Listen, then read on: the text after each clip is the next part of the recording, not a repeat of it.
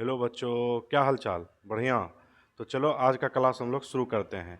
तो हम लोग पिछले क्लास में 12th का एक टॉपिक प्रारंभ किए थे, जैव अणु। तो जैव अणु में हम लोग कार्बोहाइड्रेट और एमिनो अम्ल यानी प्रोटीन ये सब पढ़ चुके हैं। आज हम लोग का नेक्स्ट टॉपिक जो है विटामिन्स है। क्या है? विटामिन्स। ये सब एक प्रकार का जैव अणु है। जैव अणु में हम लोग बात किए हुए थे, कार्बोहाइड्रेट जैव अणु है, प्रोटीन जैव अणु है, जो प्रोटीन में एमिनो अम्ल उपस्थित होता है वो भी एक प्रकार का जैव अणु ही है। और जैव अणु हमारे शरीर के लिए किस प्रकार से फायदेमंद है, हम लोग इसके ऊपर भी चर्चा किए हैं, ठीक ना। तो आज उसी प्रकार से, जिस प्रकार से हम कार्बोहाइड्रेट के बारे में अध्ययन किए, प्रोटीन के बारे में, एमिनो अम्ल के बारे में, उसी प्रकार से आज हम विटामिन्स के बारे में भी पढ़ेंगे।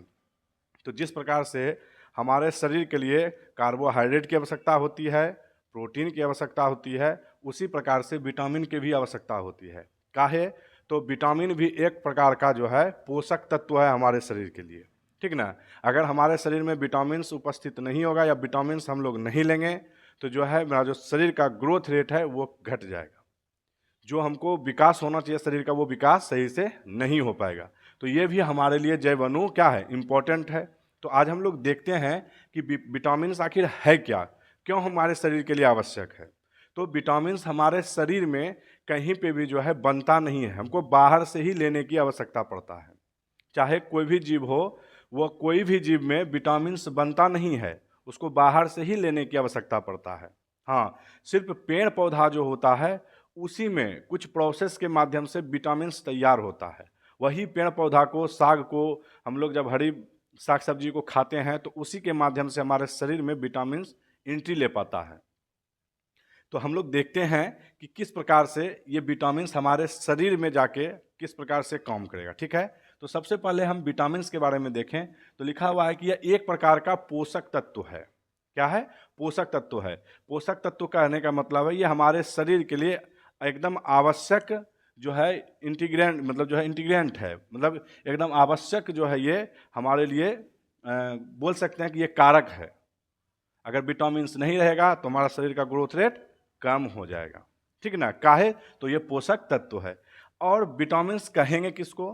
तो विटामिन्स एक प्रकार का एमिन्स को ही हम लोग जो है विटामिन्स कहते हैं। सजीव में पाए जाने वाले, यानी जो सजीव में एमिन्स पाया जाता है उसी को हम विटामिन्स कहते हैं, ठीक है। फिर जो है विटामिन सजीवों के शरीर में नहीं बनते हैं। विटामिन्स का सजीवों में नहीं बनेंगे, लेकिन बनेगा कहाँ? तो पेड़ पौधा जो है उसमें विटामिन्स तैयार होता है। जब वही पेड़ पौधा को, साग सब्जी का, हम लोग हरी सब्जी का इस्तेमाल करते हैं तो वही हमको शरीर में विटामिन्स देता है, ठीक ना। तो अब ये विटामिन्स का हम वर्गीकरण करते हैं। तो विटामिन्स को हम दो भागों में वर्गीकृत करते हैं। एक भाग है जो वसा में घुलनशील होता है और एक होता है जो जल में घुलनशील होता है, ठीक ना। जो जल में घुलनशील होगा वो मूत्र के माध्यम से वो बाहर निकल जाएगा, लेकिन जो वसा में घुलनशील होगा वो हमारे शरीर में जाके स्टोर होने लगता है, वो भी यकृत में जाके संचित हो जाएगा, जमा हो जाएगा। वही जो है जब जमा हो जाता है तो जब जब हमको आवश्यकता होता है ये वो यकृत उसको फेंकते जाता है और उसका इस्तेमाल होते चला जाता है। वो मूत्र के माध्यम से जो है बाहर नहीं निकलता है। कौन? जो वसा में घुलनशील विटामिन होता है, ठीक ना। कुल मिला के आपको याद रखना है विटामिन्स क्या है। तो एक कार्बनिक जो यौगिक है उनका समूह होता है। कौन? विटामिन्स।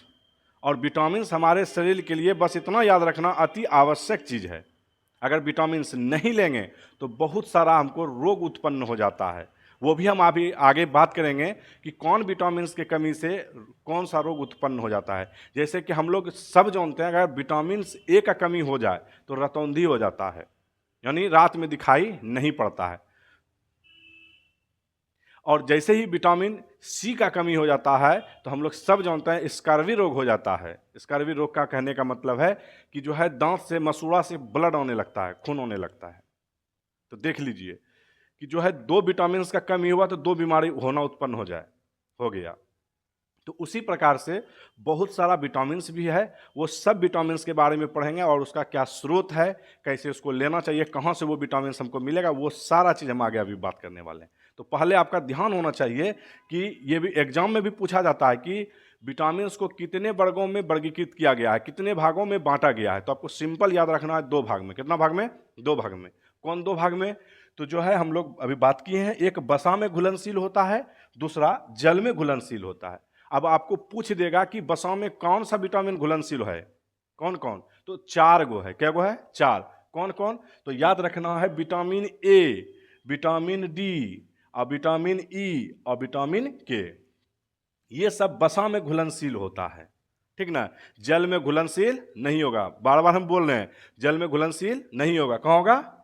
ये सब वसा में घुलनशील होगा। तो अब वसा का थोड़ा सा जो है इसको डिफाइन किए हैं, थोड़ा सा इसको हम लोग लिख लेंगे ताकि एग्जाम में अगर पूछता है तो 2-2 लाइन लिख के आज लिख देना है कि vitamin A, vitamin D, vitamin E, vitamin के, ये वसा में घुलनशील विटामिन हैं, ठीक है। जैसे कि हम लिखे हुए हैं, इस समूह के विटामिन वसा एवं तेल में भी घुलता है, वसा में भी घुलता है।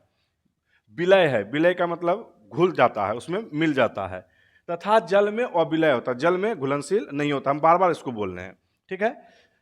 विटामिन प्राय, ये विटामिन जो है प्राय यकृत में संचित रहता है।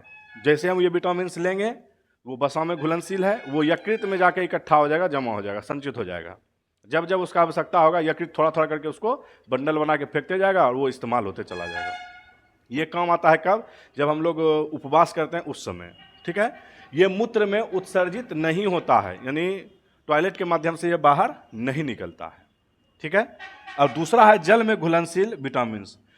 अब इसमें 2 गो है, कौन? BC, हम लोग ऐसे भी याद रख सकते हैं, BC, विटामिन बी और विटामिन सी, याद रह जाएगा, बहुत अच्छा।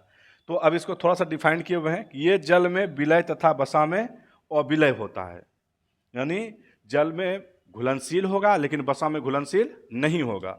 और ये जो है शरीर में कहीं जमा नहीं होता है, याद रखना, विटामिन बी और विटामिन सी कहीं शरीर का कोई अंग में जमा नहीं होता है, ठीक है। और ये सरलता से मूत्र माध्यम से जो है वो उत्सर्जित हो जाता है, यानी बाहर निकल जाता है, ठीक है। तो ये इतना को आपको याद रखना है, एग्जाम के पॉइंट ऑफ व्यू से भी जो है इंपॉर्टेंट है, ठीक है। अब हम लोग देखते हैं, इधर कुछ विटामिन लिखे हैं और उसका नाम लिखे हैं, और साथ ही साथ वो हमको कहाँ से मिलेगा उसका चर्चा किए हुए हैं। तो इस एक बगल विटामिन का नाम लिखे हुए हैं, एक तरफ स्रोत का, अब बीच में उसका जो रासायनिक नाम होता है वो लिखे हुए हैं। ये भी ऑब्जेक्टिव टाइप का प्रश्न में पूछ देता है कि विटामिन ए का रासायनिक नाम क्या है, या कोई भी विटामिन दे देगा, आपको ये नाम पता होना चाहिए, 1 नंबर आपका फिक्स हो जाएगा, ठीक है। तो हम बात करते हैं विटामिन ए का। तो इसको रासायनिक नाम रेटिनॉल होता है। क्या होता है? रेटिनॉल। और इसका जो स्रोत है दूध है, मक्खन है, अंडा है, मछली है, हरी सब्जी है, ठीक है। किसका? विटामिन ए का स्रोत, यानी ये सब हम खाएंगे तो हमको विटामिन ए मिल जाएगा, ठीक है। अच्छा, विटामिन B1, तो विटामिन B1 को हम थायमिन बोलते हैं। क्या बोलते हैं?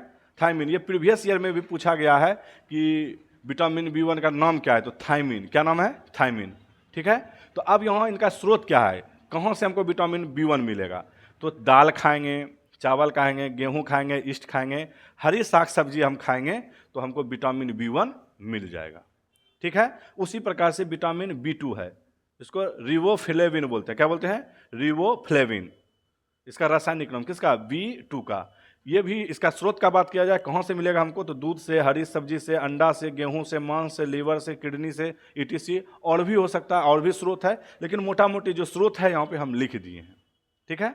अच्छा, विटामिन B6, अगला कौन है? विटामिन B6, तो इसको बोलते हैं पैराडॉक्सिन बोलते हैं। क्या बोलते हैं? विटामिन B6 का जो रासायनिक नाम है पैराडॉक्सिन है। क्या है? पैराडॉक्सिन। इसका स्रोत का बात किया जाए तो ईस्ट है, मांस है, चोकर युक्त चावल है, अंडा है, और भी हरा साग सब्जी है, ETC, और बहुत सारा चीज़ है, ठीक है। लमसम आप सब में देखिएगा कि दूध जरूर आएगा, अंडा जरूर आएगा, ठीक ना। तो ये सब जो है विटामिन का स्रोत है। अब हम विटामिन H का बात करते हैं, तो इसको हम बायोटीन बोलते हैं। क्या बोलते हैं? बायोटीन। रासायनिक नाम विटामिन H का रासायनिक नाम है बायोटीन, ठीक ना। और ये जो है इसका स्रोत का बात किया जाए तो दूध है, ईस्ट है, लीवर है, मछली है, ETC, और भी इसका जो है स्रोत हो सकता है, ठीक है। अच्छा, विटामिन B12, इसको बोलते हैं साइनोकोबालामीन। क्या बोलते हैं? साइनोकोबालामीन। इसका स्रोत का बात किया जाए तो अंडा है, दूध है, मछली है, और भी बहुत सारा इसका स्रोत हो सकता है। अच्छा, अगला का बात करें तो विटामिन C। जो अभी हम बात किए थे विटामिन सी की कमी से स्कर्विक रोग हो जाता है, यानी मसूड़ा से ब्लड आने लगता है, विटामिन सी। तो अब इसका अगर नाम बात किया जाए तो एस्कॉर्बिक अम्ल होता है। क्या होता है इसका, जो विटामिन सी का रासायनिक नाम का बात किया जाए तो एस्कॉर्बिक अम्ल होता है, ठीक है। अगर बात किया जाए इसका स्रोत का, तो खट्टा फल से मिलता है, मिर्ची से मिलता है, अंकुरित जो दाल होता है उससे हमको प्राप्त होता है, ठीक है। हम उम्मीद करते हैं समझ में आ रहा होगा एकदम बढ़िया से।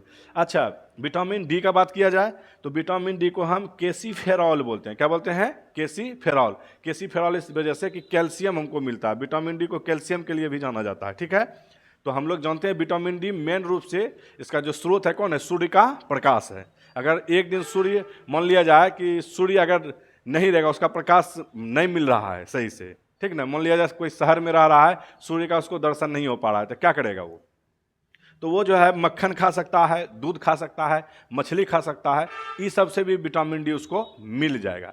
लेकिन जो सूर्य के प्रकाश में या सूर्य का लाइट में बात है, वो ये सब में बात नहीं है, ठीक है। तो अगर विटामिन डी का अच्छा स्रोत माना जाए तो वो कौन है, सूर्य का प्रकाश है, ठीक है।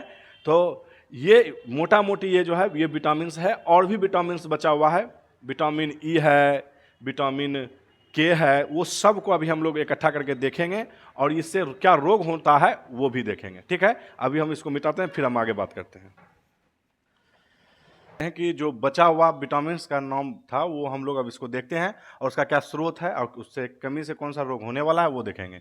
तो विटामिन ई ये छुटा हुआ था, विटामिन सी, इसका रासायनिक नाम जो होता है वो टेकोफेरॉल होता है। वो वनस्पति और जो अंकुरित बीज होता है उसका तेल से हम लोग जो है विटामिन ई का कमी को दूर कर सकते हैं, ठीक है। अगर विटामिन ई का कमी हो जाए तो कौन सा रोग होगा, तो मांसपेशी में जो है, मतलब जो शरीर का मांस है वो सब दर्द देने लगेगा, उसमें कमजोरी आ जाएगा और साथ ही साथ जो जनन क्षमता होता है वो भी कम पड़ जाएगा, ठीक है। आगे वाला देखते हैं विटामिन के, तो इसको बोलते हैं फाइलोक्विनोन। इसका जो रासायनिक नाम होता है विटामिन के का, फाइलोक्विनोन। अगर इसका स्रोत का बात किया जाए कैसे हमको मिलेगा, तो वो हरी सब्जी है। क्या है, हरी सब्जी। अगर विटामिन के का कमी हो जाए तो कौन सा रोग होगा, तो जो खून का थक्का जमना होता है, बस ये विटामिन के जो है वजह से ही होता है। अगर विटामिन के किसी का शरीर में अगर कम है, तो जो अगर कहीं पे कट जाता है या ब्लड चल रहा होता है, तो अगर विटामिन के का कमी है उसको, तो वो रक्त जो थक्का होगा वो नहीं होगा, वो ब्लड बहते रहेगा और थक्का होने में उसको समय लगेगा, ठीक है। समय लगता है, रक्त का जो थक्का जमने में क्या होगा, समय लगेगा, ठीक है। अच्छा, अब हम लोग जो बचा हुआ था विटामिन्स, उनसे कौन सा रोग हो सकता है वो देखते हैं। तो विटामिन ए से लेकर यहाँ डी तक जो लिखे हुए हैं, ये सब का नाम, रासायनिक नाम देख चुके हैं, इसका स्रोत देख चुके हैं। अब हम लोग कमी देखते हैं, कौन सा रोग होगा इसका कमी से। अगर विटामिन ए का कमी होता है तो इनसे कमी होने वाला रोग रतौंधी है, रात में उसको दिखाई नहीं देगा, ठीक है। विटामिन B1 का कमी हो जाता है तो उसको बेरी वेरी रोग हो जाता है। कौन सा, वेरी वेरी।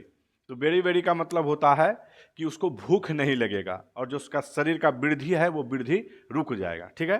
अच्छा, विटामिन B2, ये जीभ पर दाना, जो बोलते हैं ना कि मुंह आ गया है, हम लोग गांव घर के भाषा में उसको क्या बोलते हैं, जब दाना दाना आ जाता है तो बोलते हैं कि मुंह आ गया है, कोई भी चीज़ खा रहे हैं तो तीखा लग रहा है, बस याद रखिएगा उसको क्या हो गया, विटामिन B2 का कमी हो गया और साथ ही साथ उसका होठ फट जाएगा, होश फट जाएगा नहीं, होठ होगा यहाँ पे, ठीक है। क्या हो जाएगा, होठ फटना, यानी होठ फट जाएगा उसका, ठीक। और जो मुंह का अंदर में है बगल बगल छाला आ जाता है, किसके कमी के कारण, तो विटामिन B2 के कमी के कारण, ठीक है। विटामिन B6, तो इसमें क्या होता है, अगर इसका कमी होता है, जो केंद्रिका तंत्रिका तंत्र होता है उसमें ऐठन आने लगता है कि जो है एकदम आराम से सो जाएं, एकदम ऐठते रहेगा देगा। तो याद रखना है कि किसके कमी से, विटामिन B6 के कमी से हो रहा है, ठीक है। अच्छा, विटामिन एच के कमी से चर्म रोग हो जाता है, जो खुजली बोलते हैं ना, बस यानी चमड़ी से संबंधित, त्वचा से संबंधित जो भी रोग हो रहा है तो याद रखिएगा वो विटामिन एच का कमी है, ठीक है। अच्छा, विटामिन B12, इसका जो है और रक्तता हो जाता है, यानी रक्त का कमी हो जाता है, खून का कमी हो जाता है, ठीक ना। तो इसको बोलता है कि जो है आप खूब हरी साग सब्जी खाइए, रक्त अल्पता आपका खत्म हो जाएगा, यानी और रक्तता का जो बीमारी है वो खत्म हो जाएगा। तो हरी साग सब्जी में क्या है, तो विटामिन B12 है। क्या है, विटामिन B12 है, बहुत अच्छा। अब विटामिन सी का बात करते हैं, इनके कमी से क्या हो, कौन सा रोग हो जाता है, तो वो हो जाता है स्कर्विक रोग। कौन हो जाता है, स्कर्वी रोग, जो बोले थे मसूड़ा से ब्लड आने लगता है। बहुत अच्छा।